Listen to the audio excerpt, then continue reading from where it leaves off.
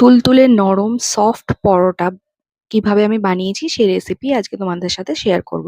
তো প্রথমেই নিয়ে নিয়েছি 2 কাপ মতো ময়দা।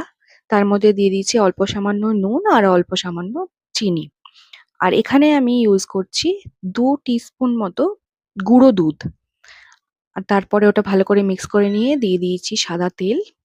দিয়ে সাদা তেলটা ভালোভাবে মিক্স করে নিয়ে আমি দিচ্ছি একটা গোটা ডিম। ডিমটা কিন্তু অপশনাল। তোমরা যদি পিওর ভেজ করতে চাও তাহলে এটা ডিমটা স্কিপও করতে পারো। আর দিয়ে দিয়েছি 1/2 কাপ মতো, 1/2 কাপ থেকে একটু বেশি দুধ।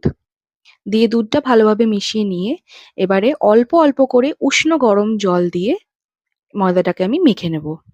এবার ময়দাটাকে ভালো করে মাখা হয়ে গেছে। উপর থেকে আবারও একটুখানি তেল দিয়ে ভালোভাবে ময়দার গায়ে মাখিয়ে নিলাম। নিয়ে এটা ঢাকা দিয়ে রেখে দিয়েছিলাম 20 মিনিট মতো। তারপর এরকম গোল গোল করে লেচি কেটে নিয়েছি। এবারে ময়দাটাকে বেলে নিতে হবে। আমি প্রথমটা তেল দিয়ে বেলেছিলাম, তারপরেরগুলো সব ময়দা দিয়েই বেলেছি। মানে সামান্য ময়দা দিয়ে বেলে বেলে নিয়েছিলাম।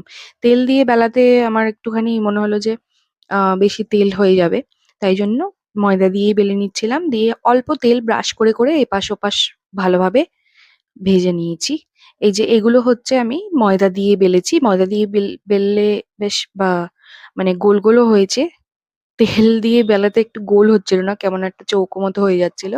দিয়ে অল্প অল্প করে তেল দিয়ে এপাশ ওপাশ এভাবে চেপে চেপে পরোটাগুলোকে খুব ভালোভাবে ভেজে নিয়েছি। দিয়ে এই যে দেখো কি সুন্দর নরম হয়েছে আর সফট হয়েছে, আর খেতে অসাধারণ লাগছিল ওই আলুর দমটা দিয়ে। একদমই তেল নেই বললেই চলে, এক ফোঁটাও তেল নেই এরকম একটা, আর খুবই সফট হয়েছে। আজ তাহলে আসি, টাটা।